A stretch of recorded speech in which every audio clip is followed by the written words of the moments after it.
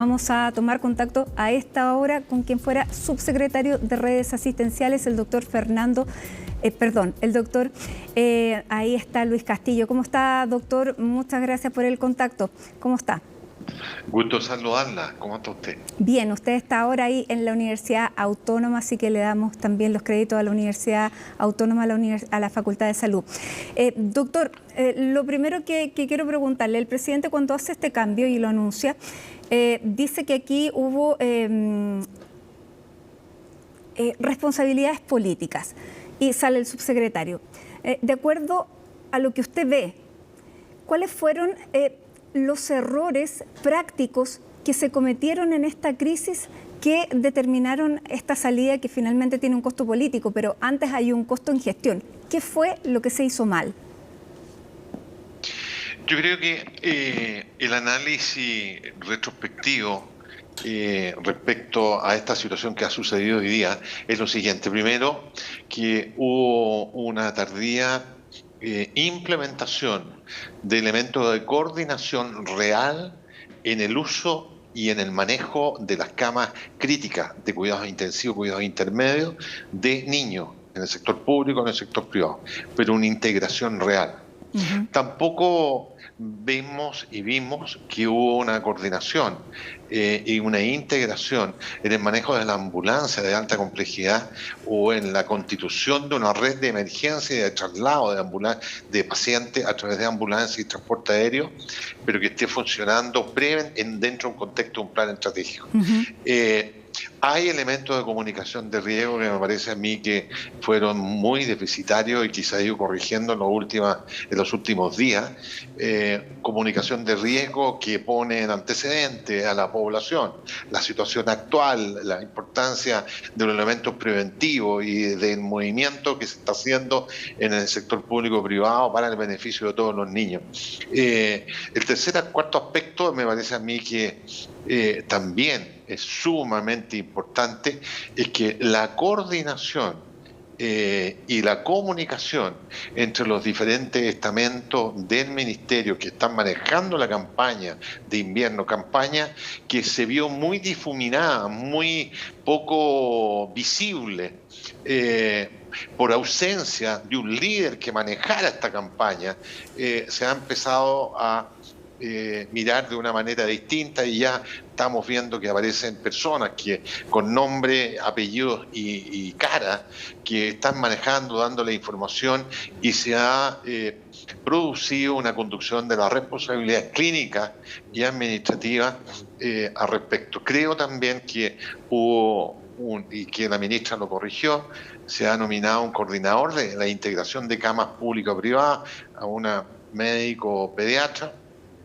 coordinador que es muy importante, muy importante, porque la integración y la disponibilidad de cupo de niños es un trabajo fundamentalmente en terreno, claro, en las visitas a los hospitales, en las clínicas. Quiero preguntarle, porque había hasta ahora una jefa de unidad de gestión de camas que era Claudia Montenegro, que trabajaba con Fabiola Jaramillo, Ellas eran las encargadas entonces de gestionar las camas. ¿Cuál es la diferencia con lo que usted entiende que se va a hacer ahora y dónde estuvo el déficit aquí?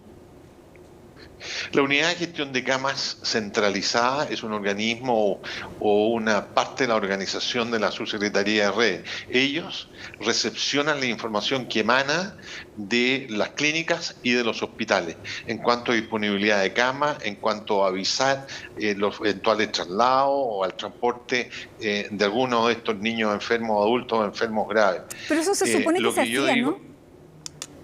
Eso se hacía y se sigue haciendo, pero es un hecho meramente teórico que se hace por vía telefónica y que no siempre, por diferentes motivos, fundamentalmente por motivos de priorización sanitaria, la información es absolutamente dinámica, pero cuando uno le lleva un papel, quiere una información en un papel y estos elementos son súper estáticos, sobre todo cuando uno habla de enfermos muy graves y muy complejos.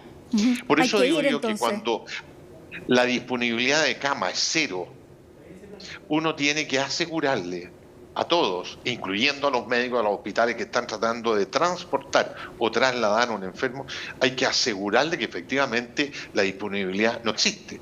Porque cuando uno va y se pone de acuerdo con los colegas, en general uno puede desplazar o mover un enfermo grave, pero menos grave, a una unidad de un poquito menos complejidad para hacer entrar a un enfermo que requiere sistemas de mayor complejidad. Esa pega la hace un coordinador en la práctica.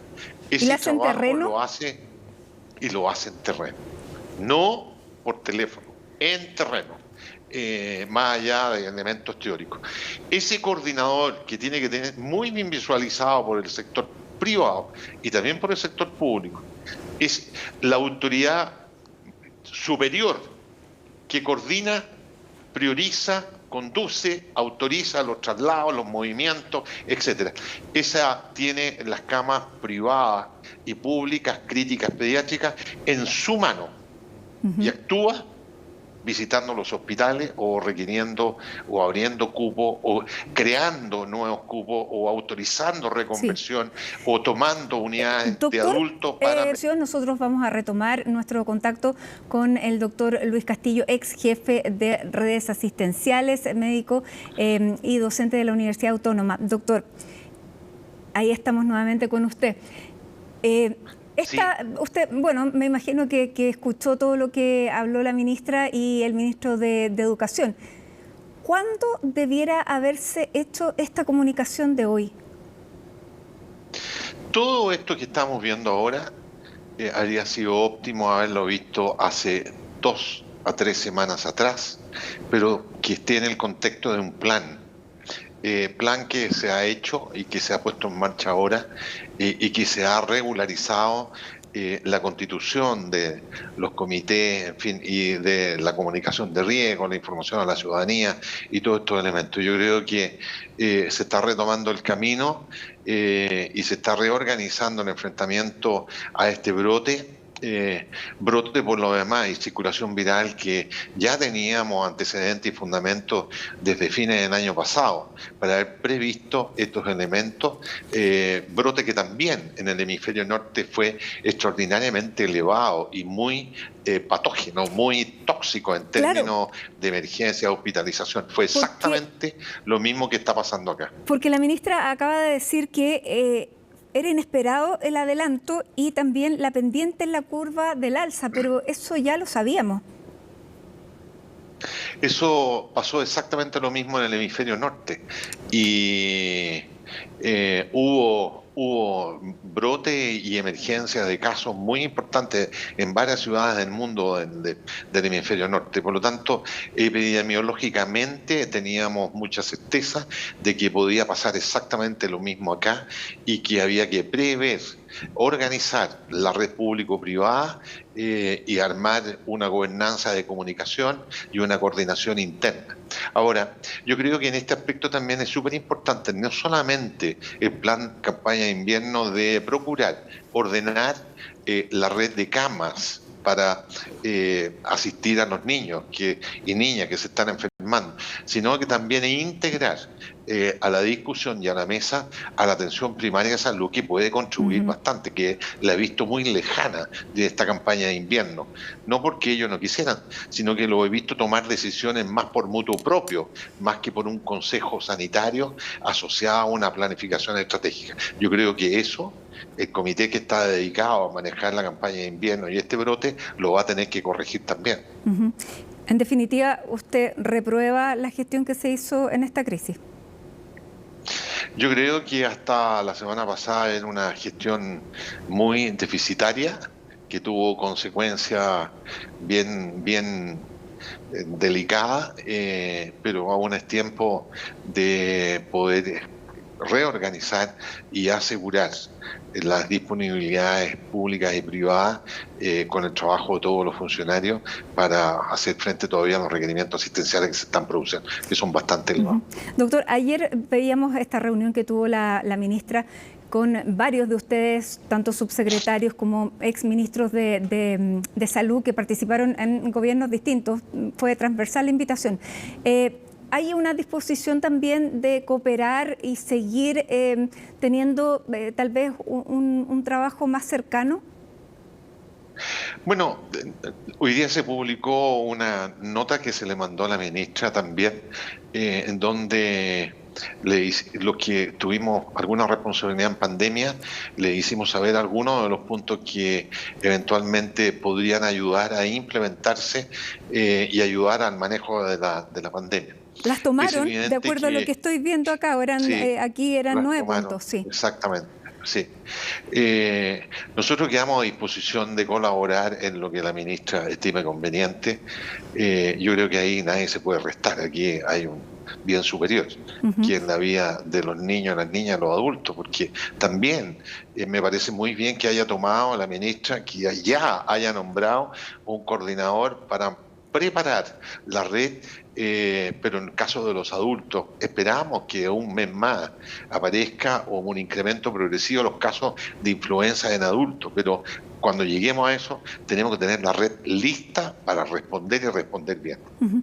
Doctor, no siempre es posible el traslado de un menor en las condiciones en que, por ejemplo, estaba Mía en San Antonio. Siempre se puede trasladar a alguien. Si el tema es aceptar la gravedad de los casos, porque el traslado y el transporte de un paciente seriamente comprometido, se hace porque en el lugar que lo van a recepcionar va a tener una chance o va a estar bajo la cobertura más especializada y puede tener un impacto en reducir la mortalidad y mejorar la sobrevida. Hay casos en que definitivamente no vale la pena trasladarlo a un sitio más complejo, pues el pronóstico y la mortalidad, incluso al trasladarlo, no cambia. No estoy seguro si los casos de los lactantes que han ido pasando Ujú. era el caso. Yo creo que la investigación en la auditoría clínica que se debe hacer y la auditoría y la investigación que se le hace a estas mortalidades neonatales, lactantes, yo creo que a eso nos va a orientar si efectivamente eran esperables o era perentorio un traslado a un área de mayor complejidad que pudiera soportar a los niños más enfermos. Claro, porque en Yo otros años esperaría, igual se producen lamentablemente fallecimientos. El tema es que no fallezcan porque no se les dieron las oportunidades para poder salvar la vida. sí, siempre hay mortalidad en estos brotes epidémicos. Nos sucedió en H1N1 en el 2009, en pandemia, para qué decir, y también ahora y va a seguir sucediendo en todas partes del mundo. Si el tema es que la mortalidad o los fallecimientos tiene que ser sin la percepción real ni teórica de abandono de tratamiento. Mm. Cuando uno trata a un niño grave y le da todas las condiciones necesarias de tratamiento, de diagnóstico, pero a pesar de eso, de hacer todo lo posible, termina falleciendo un enfermo, bueno, era la evolución propia de su enfermedad y el compromiso tan crítico de sus órganos.